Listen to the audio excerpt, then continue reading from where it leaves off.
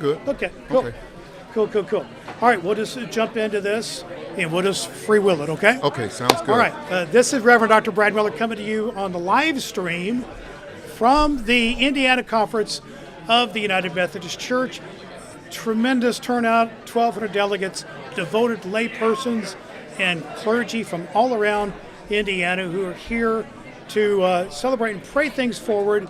No turning back is the theme of the conference. But also here, particularly on this day, as we come together, many people are wearing orange shirts and orange buttons that indicate the fight against gun violence. And we have with us now, as our guest, we have Reverend Charles Harrison from Indianapolis, Indiana. And you're very involved with this. So Charles, first of all, tell us your name and the church you're from and a little bit about the context that you serve in.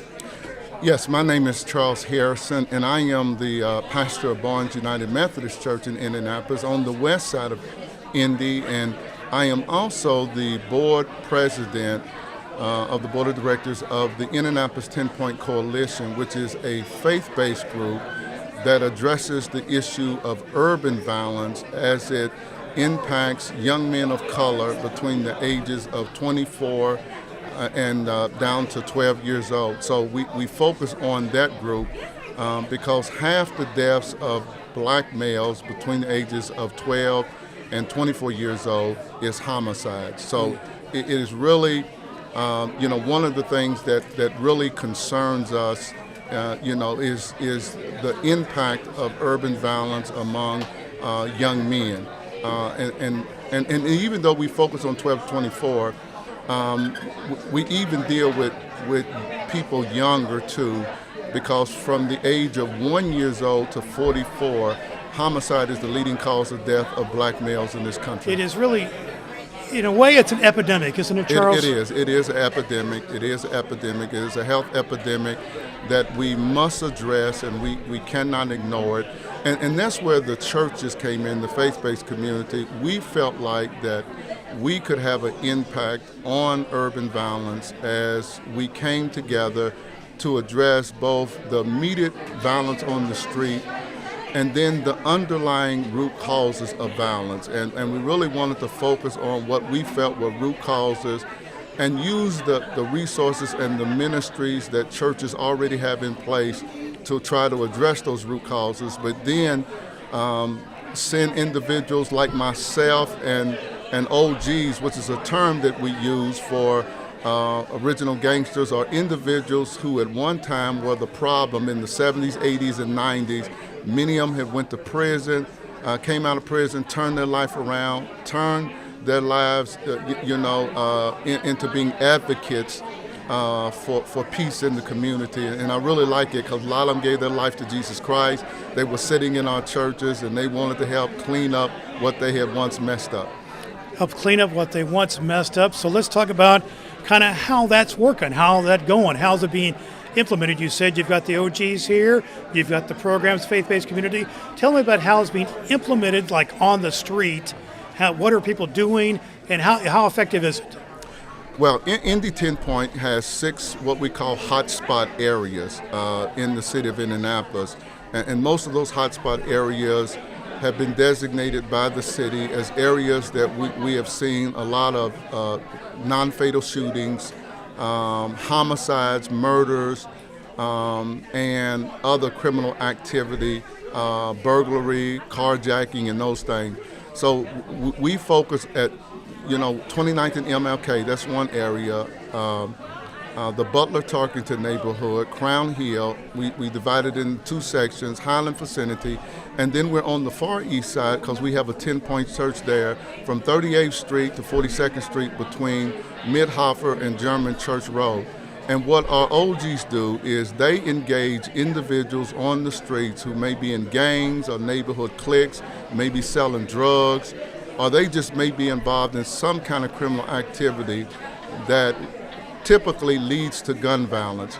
And they engage them on the streets, trying to provide alternatives for them, trying to get them to put down the package, to put down the gun, and also talking to them about ways to resolve conflicts that does not result into violence. So we spend a lot of time dealing with these gangs, these cliques, drug dealers in these neighborhoods who normally are going to be the victims or the perpetrators of violent crime, providing for them some kind of alternative to the life that they're living.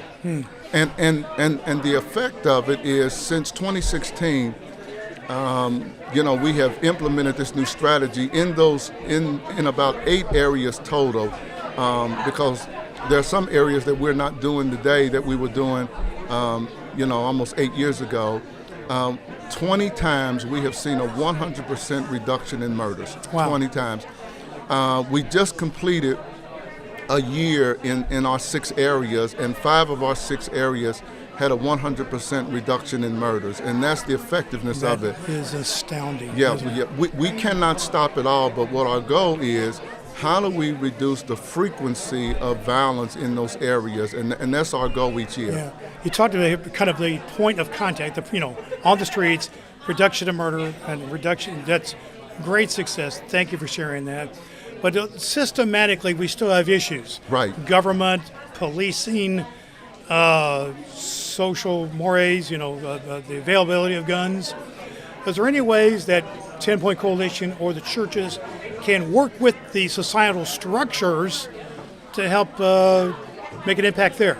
Well, certainly in the area of policing, in particularly communities of color, we just finished having a conversation between residents in one of the hotspot areas and law enforcement, because I think part of the issue is getting the patrol officers who are patrolling those neighborhoods to have conversation, particularly with young men of color who tend to be the victims of police misconduct. And yet police have their own concerns in patrolling these neighborhoods, and beginning those kind of conversations between community and law enforcement to try to build trust, to try to build relationships and understand from each perspective what some of the concerns are that each side has, and try to build bridges so that we can begin to work on how do we improve the relationships between law enforcement, reduce the level of police brutality, police misconduct, and also on our end, how do we address the fears and concerns that law enforcement may have that sometimes lead to inappropriate behavior by those who are, sworn to uphold and protect the residents in the areas that they patrol. Sounds like you're looking more on a kind of a partnership model, working together Yes. model, than kind of a an antagonistic model, or Yes. we butt heads against one another. I want to ask you one or two other quick things, and I'm going to let you go and rejoin the conference.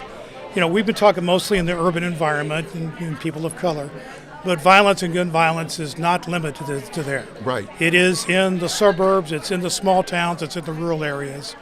What are some transferable principles that you have learned through your work at Barnes UMC and the churches you work with at 10 Point Coalition, which may be transferable principles to those people who are concerned in whatever community that they are in?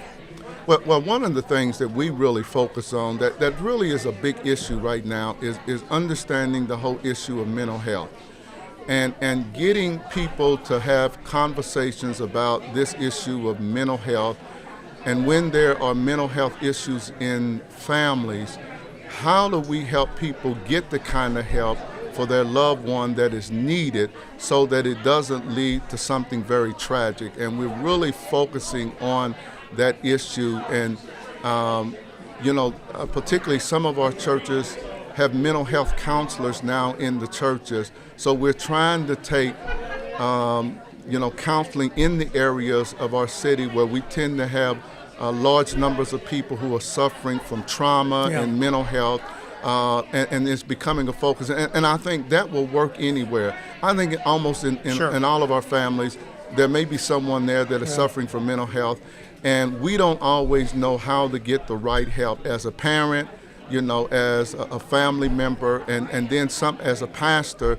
I certainly have members of my congregation that come to me not knowing what the resources are and tools that are available So- to help their family member. So the mental health issue, pastors and church leaders certainly can make themselves available Yes. and implement Yes. mental health Yes. services, ministries, and so on Yeah. as a part of dealing with violence. Yeah, and partnering with hospitals and other mental health providers in providing these kind of services. I think that is very important that the church community builds those kind of relationships so that they have referrals that they can make to people who are suffering from mental health issues. Awesome. Let's ask you one more thing. Okay. You're wearing the orange shirt, others are wearing the orange shirts for awareness. Yes. And there's a certain good thing about awareness. But what I want to ask you, sir, is the theme of Bishop Trimble's podcast is to be encouraged. What are you encouraged about in this whole conversation we've been talking about here today?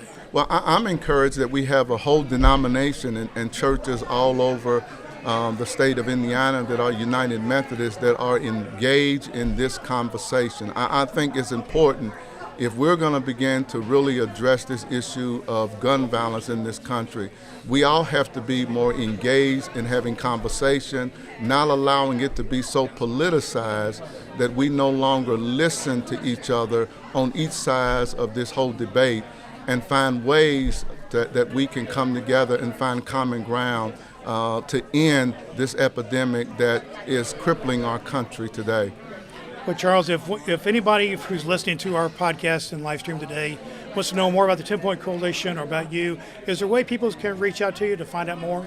Yes, you can contact me at Barnes United Methodist Church, 317-923-9197, or they can email me at revharrison@aol.com. We'll put connections to that at our website, which is tobeencouraged.com. Our guest today on To Be Encouraged with Bishop Julius C. Trimble, Reverend Charles Harrison from the Barnes United Methodist Church and the 10 Point Coalition, our guest here today at the Indiana Conference of the United Methodist Church. Thank you, Charles. Thank you.